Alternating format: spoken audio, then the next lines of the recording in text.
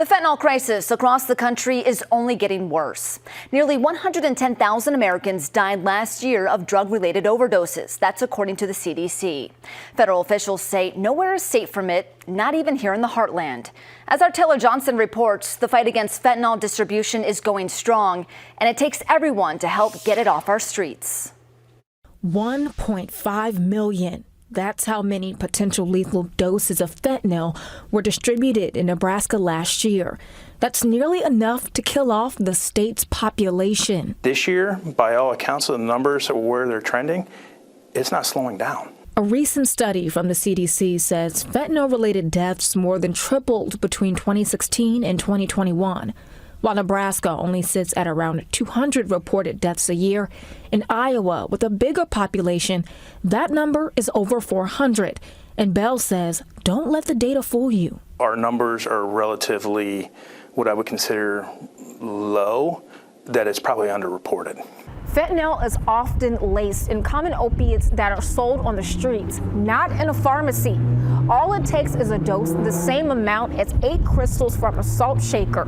So if you're not careful, it can be a matter of life or death. You have a population that have no idea what they're taking and, end up dead. Bell says it all points back to the Mexican-based Sinaloa and Jalisco cartels. Both are trafficking fentanyl all over the country, including right here. Make no mistakes, they have associates here who coordinate with them on a daily basis on importing product and exporting currency. In April of this year, 28 members and associates of the cartels were indicted through the DEA's Operation Last Mile investigation effort. But those addicted to the drugs still continue to suffer from their crimes. So there has to be a treatment aspect to help curb the demand. We went inside the halls of North Point, Omaha, a drug and alcohol rehab center where people with a fentanyl addiction can get help. We do have a medical detox program here, and so we'll use a medication like Suboxone to help taper somebody off. We asked, as a lesson for all of us, what are the signs of an overdose? The pupils are going to get very, very small. You might see shortness in breath.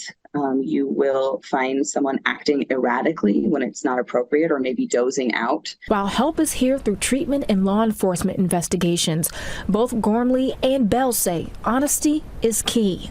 As long as that stigma's there, we're going to see that underreporting in numbers and really not be able to see that full picture of what's going on. This is a community challenge. It is a community issue. It has got to be a community solution.